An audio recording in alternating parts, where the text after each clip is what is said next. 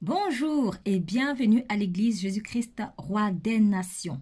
Reste positionné dans la parole. Voilà le titre du message du culte de ce 18 février 2024. Dans le livre de Jean au chapitre 1er, il est écrit « Au commencement était la parole ».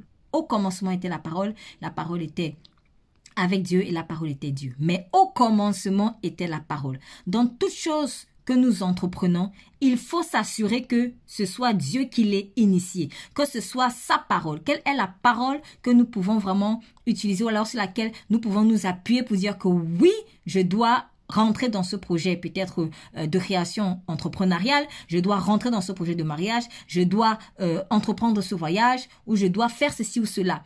C'est la parole de Dieu en fait qui donnera la vie à ce que je suis en train de faire. En dehors de la parole de Dieu, c'est la mort. Parce que la parole de Dieu étant la vie, s'il n'y a pas de vie, c'est la mort.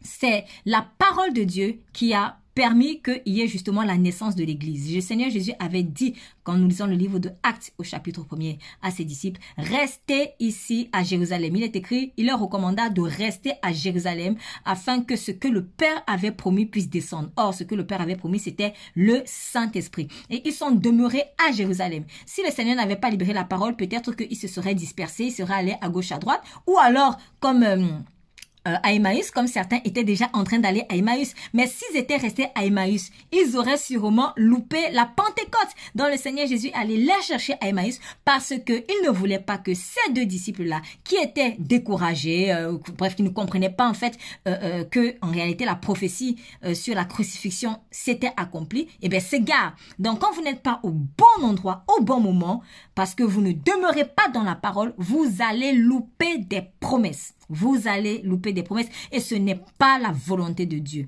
Donc, restons dans la parole que Dieu nous a donnée. Peut-être que nous l'avons oubliée. Eh bien, si nous l'avons oubliée, demandons au Saint-Esprit de nous la rappeler et ainsi nous serons fidèles à Jésus-Christ. Parce que ce que Jésus-Christ vient chercher, ce ne sont pas des personnes infidèles, mais ce sont des personnes fidèles.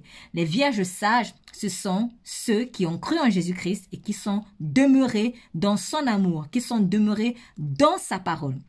Que la parole de Dieu vraiment reste notre partage, qu'elle soit toujours à l'initiative de tout ce que nous entreprenons par la puissance de l'esprit et non par notre propre chair. Je vous invite à écouter le message que dans son intégralité, dont vous avez le lien juste en bas. Que le Seigneur Jésus vous bénisse.